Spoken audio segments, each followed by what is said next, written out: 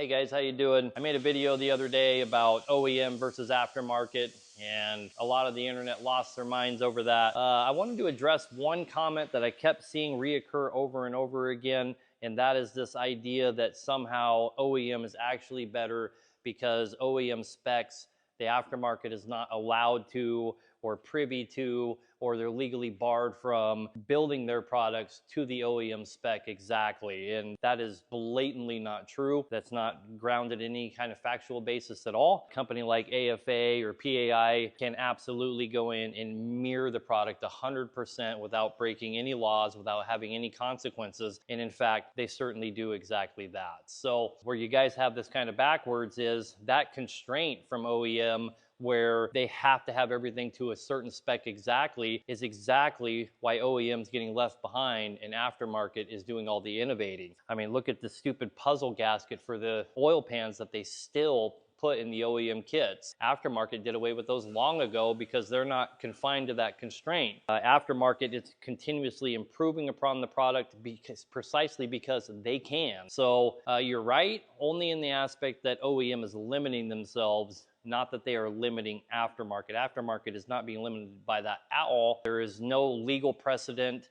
You know, all the guys that are saying that they legally can't do it, you're full of shit. Prove it. There is no legal precedent for that at all. Once the patent is up, the door is open. Anyone can make anything that they want and improve upon it any way that they want. The thing that boggles my mind is you guys will all make exceptions. Even the guys that are saying this will make exceptions. So, well, this turbo right here vastly outperforms the OEM turbo. The manifold vastly outperforms the OEM manifold.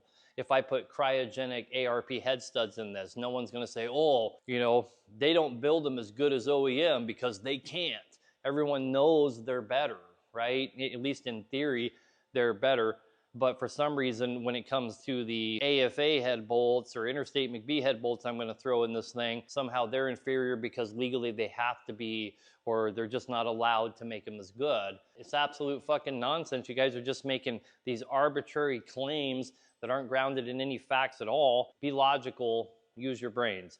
Those constraints that you guys are citing do not exist. They don't exist legally, and they don't exist in practicality. You have places like I've been to these manufacturers' places, and these manufacturers have engines in there that they have technicians putting them together to see if there's any way they can improve the designs to make it easier for the technician to install. That's coming from the aftermarket. They're changing whatever they can to make installation easier, the product better, and outperform the OEM.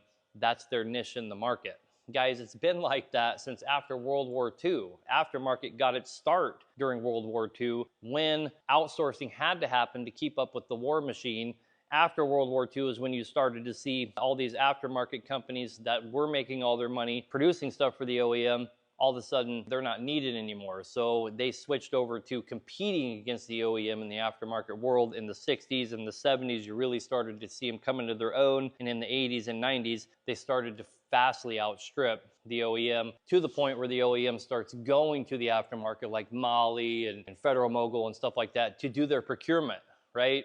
So all the nonsense out there, all this fucking nonsense that OEM somehow has a corner on quality is the exact opposite of what's actually true. They do not have the corner on quality. It's the other way around. Love you long time.